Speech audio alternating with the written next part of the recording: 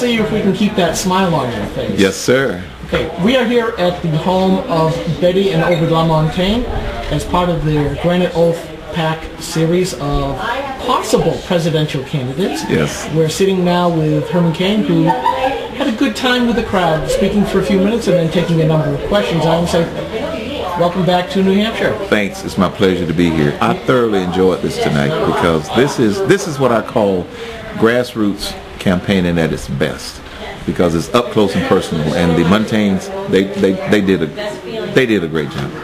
Well, I have one question for you because I know time is short for you. Yes. And one of the things you talked about was the IMF, and there were a couple of questions on that. Yes. Given the trillions that they're spending on buying our own debt, which is now starting to show up. My question to you is, you said something about not getting rid of the Fed, but making it better. Fix the Fed, don't end the Fed. Right. Now, my question also comes up. A lot of people are now starting to get worried about hyperinflation. We see the official numbers coming out that basically show inflation basically flat because they take the volatiles out. Right.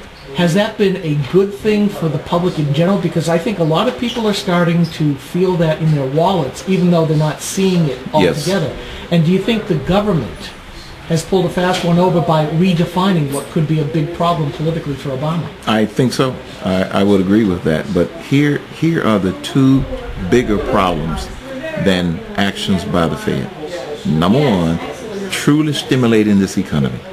If this economy were growing at near its capacity for growth, the Fed wouldn't be doing some of the ill-advised things that they're doing as far as buying treasury notes from the treasury and this sort of thing. So that's number one. And then secondly, gasoline prices have doubled in the last 2 years.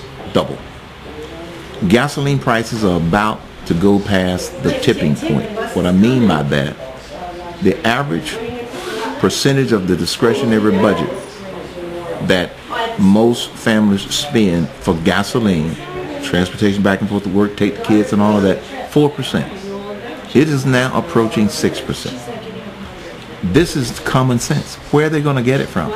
They've got to take it out of other purchases and burn it in their gas tank. When gas prices go past that tipping point, it then also suppresses the economy and minimizes whatever little growth you might have. So we have a double problem because of energy prices impacting gasoline prices. And what do you think the potential growth rate really is for the United States economy, since you mentioned that? If the United States Congress implements President Cain's 5-point plan, I am almost certain that instead of growing at 2.5%, we'll be growing at 5% plus. I just don't know all of the upside. 5% plus. Now, you know what some of the liberals are going to try to do? Compromise. I'm not compromising. This is because they don't want it to succeed. They don't want it to succeed. This whole idea of the payroll tax holiday. So what did President Obama and the Democrats do? They provided it for a couple of months, couple of percent or something like that. That wasn't Representative Louis Gohmert's idea when he first proposed that idea. When I first heard him propose that idea, I said, that's a great idea. Because they could have done that for a whole year, and it would have cost less than the stimulus bill. And it would have been direct stimulus instead of indirect stimulus. So we got a bigger problem than the Fed printing all this money. Yes, that's a problem. Our bigger problems are stimulating this economy and having a serious energy independence strategy where we don't force people to start taking too much from their other discretionary spending, because that's going to have a negative effect on the economy. Okay, one last question. I'll go there. Up in Plymouth, I asked you about the idea of Obama really having a far larger and far more intrusive imperial presidency than what we've ever had. And I asked the question, would you ever want that power, the same power that he has? And you said, yes, you would, and here's what I would do with that. My question, however, is one of the aims of the progressive movement has always been to create the administrative state. And we're seeing that now in many areas of the Obama government, where they're basically making Congress of no account whatsoever. So basically taking 1/3 of the check and balance system that our founding fathers put together right off the map.